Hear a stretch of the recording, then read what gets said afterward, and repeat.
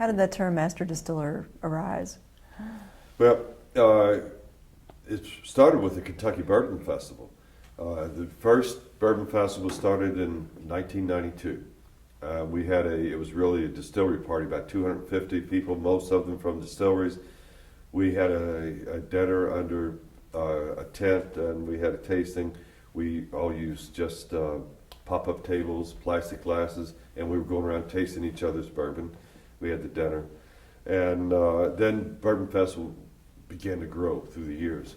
And I think it was 1995, because of the work that the distilleries put into the growing Kentucky Bourbon Festival and the Master Distillers. On a Sunday morning, we weren't doing anything on Sunday morning at the time. The Kentucky Bourbon Festival, in recognition of the work, started what they were calling a Master Distillers breakfast, encouraging the Master Distillers, the distillers, to come out to breakfast and that morning. And but that's how the first time Master Distiller was ever used for that. And in fact, people started that was about the time I was coming into the business, and I'd been a distiller for a while, and I thought that was just, I don't know, this glory word Master Distiller, and I refused to. When you tell me the difference in what I'm doing today versus yesterday when I was a distiller, then I'll begin. I'd be okay to use Master Distiller. It was over a year before I allowed our company to Seagram to call me Master Distiller. But then marketing people came, we're really losing because of your stubbornness, and I agreed to go ahead. And so that's how I got to start. And I was content to just live my life and spend it in the distillery and with our operators. And I guess it was probably about the mid-50s that the Master Distillers also became tools of companies' marketing plans.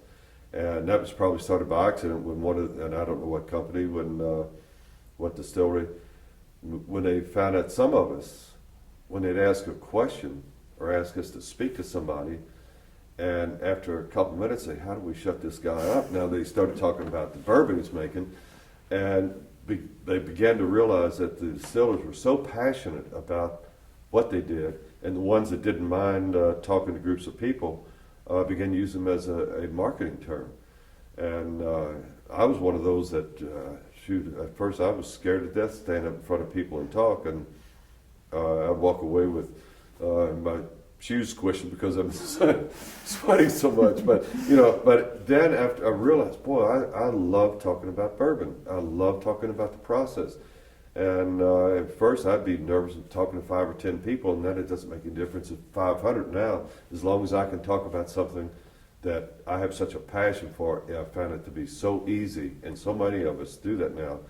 In fact, I spend a lot more time now doing that than I do actually in the distillery.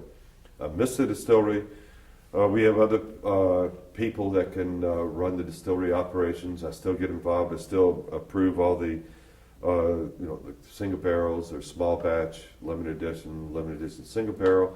Get involved in that when I can. I look at as many of the distillates that are going, but we have a panel of 5 people looking at those.